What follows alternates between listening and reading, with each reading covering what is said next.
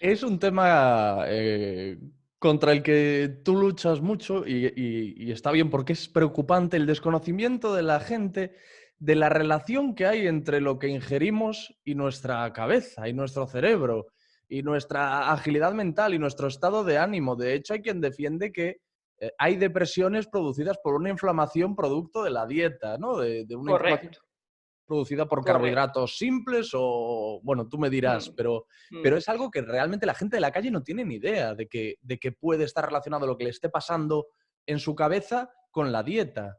mm. Bueno, pues yo te voy a decir, ya de entrada, es una frase que suelo decir mucho en mis charlas. No hay buena cabeza con malas tripas. No Mm. existe. O sea, si tú tienes mal las tripas, la cabeza no va a estar bien. Eso de entrada. Y ahora que comentas lo de la depresión, precisamente es una de las enfermedades que más ha avanzado con respecto a la relación que le pasa a la tripa, cómo evoluciona el ánimo. De las que más ha avanzado. ¿Eh? Fíjate que incluso en épocas recientes, yo creo que publiqué incluso un vídeo corto de estos en Instagram, se ha encontrado una bacteria que se ha patentado aquí en el CSIC, en España, que es una bacteria, ¿no?, que se va a intentar utilizar para, que se llama Crisentenella minuta, para mejorar estados depresivos y también ansiedad, ¿no? Pero fíjate que ya yéndonos a una cosa un poquito más a lo bruto, Mm. cuando los estudios científicos demuestran que cuando tú tienes, evidentemente la depresión no se puede centrar únicamente en una parte intestinal, ¿no? Porque hay muchísimos factores, ¿no? Pero sí hay estudios que demuestran que cuando tú aumentas la cantidad de fibra, el consumo de fibra en la dieta en una persona con depresión o con insomnio, también suele mejorar y aliviar los síntomas. Fibra, ¿de qué estamos hablando? Estamos hablando del gran amigo de la flora intestinal, la fibra. Es decir, que de alguna manera al aumentar la fibra, pues evidentemente legumbres, cereales, frutos secos, verduras, frutas, ayuda y fomenta también el que mejore el estado de ánimo. Y el año pasado, me parece que fue en Bélgica, en la Universidad de Lovaina, Louvain-la-Neuve, también hicieron un macroestudio para ver qué bacterias estaban altas o bajas en personas con depresión. Y identificaron dos en concreto que de manera sistemática en las personas con depresión estaban muy bajas, que eran Dialistir y Coprococcus, ¿vale? O sea, que realmente hay un factor importante en ese sentido. Otro factor que ayuda y que también es amigo de mejorar y aliviar los síntomas de la depresión son los fermentos lácticos. ¿Mm? Ujú. ¿Por qué? Porque todo lo que sea fomentar las bacterias buenas, tipo lactobacillus, etcétera, también ayuda. Con lo cual, lo que son fermentos lácticos, por ejemplo, el kéfir, los yogures naturales, nada de light ni esas cosas, etcétera, ayuda también a mejorar ese estado anímico. Entonces, es una relación directa entre mejora el estado intestinal y mejora cuadros depresivos. Y ya ni te cuento cuando nos ponemos en el gran mundo fascinante de los trasplantes fecales, que yo es uno de los que creo que puede ser también un abordaje terapéutico futuro en la ELA, si nos ponemos así. Los trasplantes fecales se Que trata de suena tomar... fatal, ¿no? Quien lo está escuchando ahora, trasplantes fecales, claro. Lo primero que te viene a la cabeza pues es una operación escatológica, ¿no? Efectivamente, no vas Pero no. desencaminado, Alex. No vas desencaminado para nada. Ah, Se vale. trata de eso. Los trasplantes fecales se trata de tomar la materia fecal de una persona sana e inocularla en una persona enferma. ¿Por qué? ¿Por qué las heces? Porque el 50% es bacterias vivas. Entonces, Ujú. claro, si tú tomas esa microbiota sana y la inoculas, ¿no? Bueno, puede ser por vía rectal, entre otros, ¿no? En una persona enferma también estás ayudando a mejorar esos desequilibrios. De hecho, fíjate que desde ya 2017, si te metes, me parece que es, no sé si era la Universidad de Harvard en Estados Unidos, ya se generó el banco de donantes de heces. Hmm. Y no te creas que es fácil ser donante, ¿eh? Si pasas la lista de todas las preguntas que te hacen de un montón de cosas, no te creas tú que es tan fácil Hombre, ser porque no donante debe de ser heces. fácil tener una flora intestinal, y una microbiota, que es una palabra que ahora empiezo a Sí, escuchar mucho, ¿no? exacto. Que esté Sí, todo en perfecto estado de revista. No me veo yo, claro. habría que verme, pero no llevo la mejor. Supongo que para que una persona tenga esas características, lo primero que tiene que llevar es una dieta, pero vamos, De libro. para enmarcar. del libro. Y luego hay otra cosa importante también, que no consumas antiinflamatorios, antibióticos, ansiolíticos, en fin, eso, es que todo eso también modifica la flora intestinal.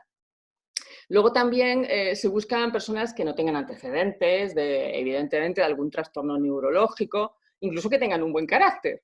Se dio el caso una vez, sí, un caso curioso, porque se dio el caso de una mamá que ayudó con un trasplante fecal a su hija, me parece que era por un colon irritable, y su hija empezó a engordar bastante. Y es que, claro, la mamá era obesa.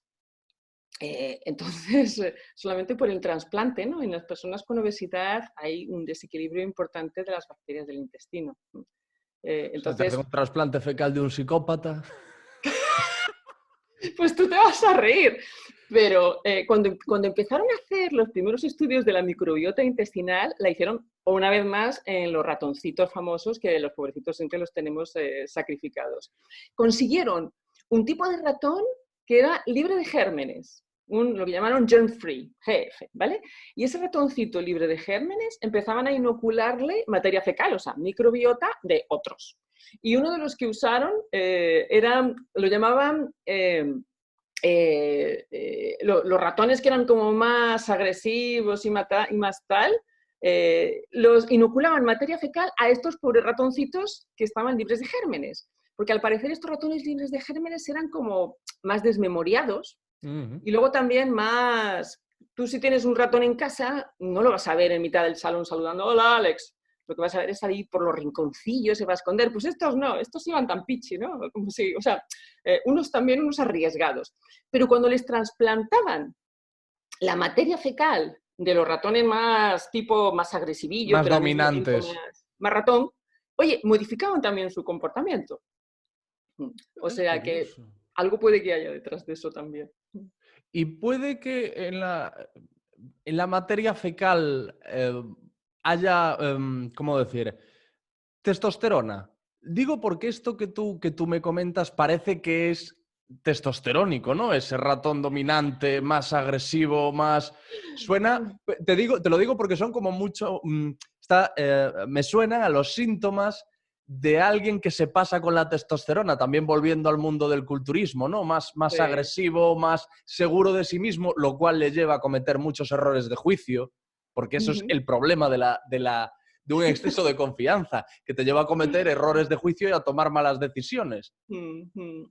Pues mira, lo que sí es cierto es que las bacterias, claro, siguen en estudio, o sea, estamos hablando de una investigación muy reciente, tiene una década o más, ¿no? Y cada vez hay más afán, de hecho es una línea muy trendy en investigación, todo lo que es la microbiota intestinal. Y, por ejemplo, sí se sabe que según nuestros perfiles bacterianos, también va a metabolizarse mejor pues todo lo que es las condiciones que necesitamos para producir nuestras hormonas sexuales, entre otros, ¿no? De hecho, por ejemplo, según el perfil bacteriano de una mujer, le va a sentar mejor, digamos, la soja, ¿no? Que sabes que son estrógenos de plantas, que a otra, ¿no? Depende de las culturas, depende de los perfiles que tenga, etcétera, etcétera. Con lo cual, no hay realmente dos alimentos que le vengan bien igual a todo el mundo. A ti te puede sentar fenomenal algo que a mí me siente fatal, o me engorde, hay gente que engorda solo con mirarla, Ese es etcétera, el gran etcétera. error de las dietas. Ese es el Sí, gran error de las dietas. sí. Mira, una de las cosas que modifica la microbiota intestinal son precisamente las dietas selectivas, ¿eh? Porque las dietas selectivas, claro, a ver, las bacterias no comen todas lo mismo. Si tú matas de hambre a un grupo y al otro lo pones como el Kiko, pues al final evidentemente vas a tener un desequilibrio, ¿no? Pero fíjate que uno de los factores más interesantes a la hora de equilibrar la microbiota intestinal es el ejercicio físico. O sea, uno de los factores, que además lo tenemos ahora muy reciente, el sedentarismo, ¿no? Que hemos estado ahí todos haciendo zapping y tal, el sedentarismo es uno de los factores que altera la microbiota intestinal. Y de hecho, bueno, genera desequilibrios. Y hay estudios, hay un estudio, aunque se hizo con una cohorte pequeñita, pero se hizo con corredores de la maratón de Boston en Estados Unidos, lo hizo la Universidad de Harvard. Fíjate qué estudio más interesante. Ya te digo, es una cohorte pequeñita, no vamos a sacar conclusiones, pero sí. Mira, cogían atletas que iban a correr la maratón de Boston una semana antes de la carrera. les analizaban la materia fecal, o sea, la microbiota intestinal que encontraban en las heces. Perfiles. Luego, hacían lo mismo justo después de haber corrido la maratón. Y una semana después, oye, justo después de haber corrido la maratón, tenían más abundante una bacteria, Veillonella, un tipo de bacteria, que justo es una bacteria que ayuda al metabolismo del lactato, es decir, de todo lo que genera fatiga muscular, ¿no? Con lo cual, de esa manera, el tener más aumentada esa bacteria lo que hacía es que tuvieran mejor resistencia a la fatiga muscular, ¿no? Y eran niveles que aumentaban sobre todo después de haber corrido la maratón. Entonces, claro, si tú eso lo extrapolas, por ejemplo, al estilo de vida, al tipo de alimentación, a cómo, pues es bastante probable que haya también bacterias que ayuden a fomentar pues, la producción de testosterona, que no es que tengas más testosterona en las heces, sino que tienes más bacterias que a lo mejor ayuden a fomentar pues, la producción de hormonas sexuales o que ayuden a fomentar pues eso, enzimas para digerir el lactato, etcétera, etcétera, ¿no? Un experimento que alguien puede hacer para comprobar la influencia de la comida